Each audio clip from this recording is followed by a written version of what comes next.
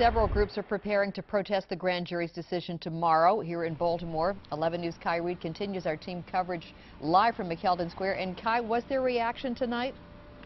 Well, I would say first I wanted to say that things have been very quiet in downtown Baltimore. We've seen some police officers on patrol, but things have been very peaceful, very quiet.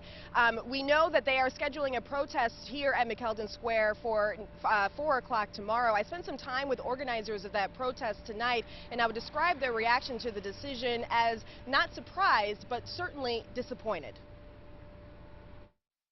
They determined that no probable cause exists to file any charge against Officer Wilson. There wasn't a loud, passionate reaction at Baltimore's People's Power Assembly office after the decision was announced in Ferguson. Most just turned away from the screen in disgust.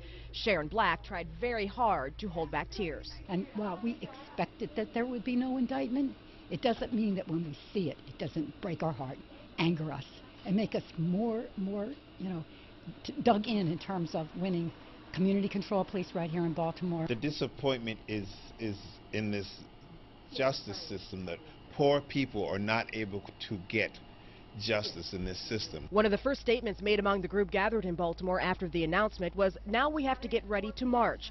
And that's exactly what they plan to do. Calling on behalf of the Baltimore People's Power Assembly. Activists spent most of the day making calls and posters, preparing for a rally at McKeldin Square downtown on Tuesday.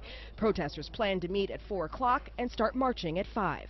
Send a message to the local government here in Baltimore, but also around, the world. Everyone is, standing together with Ferguson, and let the government and the police know that we're not going to tolerate our youth getting killed anymore. We're going to be going to the federal building tomorrow to demand that the federal government indict killer police, not just investigate policies. That's not the question. You've got to send a message to these police that racism in this country won't be tolerated anymore. People's Power Assembly is the same group that organized a Trayvon Martin rally and protests for jobs and against police brutality in Baltimore. Although he didn't go into details about tactics, Police Deputy Commissioner Jerry Rodriguez said Monday that the department is prepared to allow protesters to demonstrate safely. As a police officer, my job is to protect the First Amendment rights of all that want to gather and demonstrate peacefully. One of the things that I'm very proud of this city is that we know how to demonstrate, and we know how to gather and do it professionally and do it within the law.